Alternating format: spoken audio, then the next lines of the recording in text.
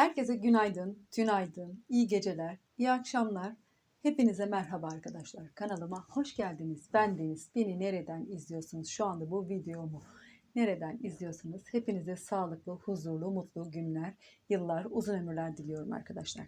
Evet, bugün sizlerle birlikte bu videoda tığ işi çiçek modelini sevenler için ve bir yere aplike tekniğinde dekoratif amaçlı süs olarak yapmak isteyenler için güzel ve kolay yapımı basit bir tığ işi çiçek modeli yapım aşamalarını yavaş yavaş detaylıca göstereceğim arkadaşlar. Videomun üzerine kullandığım tığ işi tekniklerini ve kullandığım sayıları yazdım. Sizler istediğiniz kadar geniş tutabilirsiniz, istediğiniz kadar küçük tutabilirsiniz. Sarı renkli ipimden ve 2,1 milimlik tığım ile gösteriyorum arkadaşlar size. 16 tane trabzan üzerinden, yuvarlak trabzan üzerinden yine 8 yapraklı bir çiçek modeli sizlere arkadaşlar. Ortasında boşluk olan kısımlarda puf örneğini, örgülü puf örneğini yaparak çiçek modelimizi tamamladık. Renk renk yapıp farklı örgü modellerini süslemede ya da kumaşların üzerine süslemede dekoratif amaçlı kullanabilirsiniz arkadaşlar. Umarım seversiniz, siz de beğenirsiniz. Sormak istediğiniz bir soru olursa videomun altına sorularınızı yazarsanız seve seve cevaplarım. Umarım videomu tekrardan beğenirsiniz. Kanalıma abone olursunuz. Evet, yapım aşamalarına geçelim. Hep beraber örmeye başlayalım.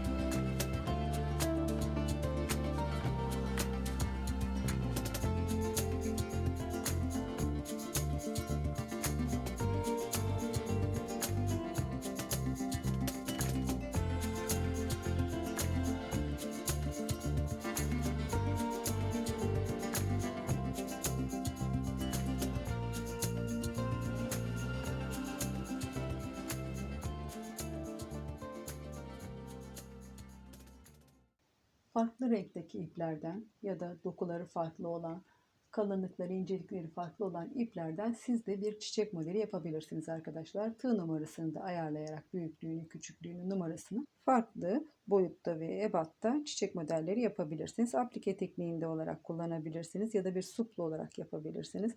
Ya da ince nakış ipliğinden yaptığınız takdirde bir küpe anahtarlık olarak da yapabilirsiniz arkadaşlar.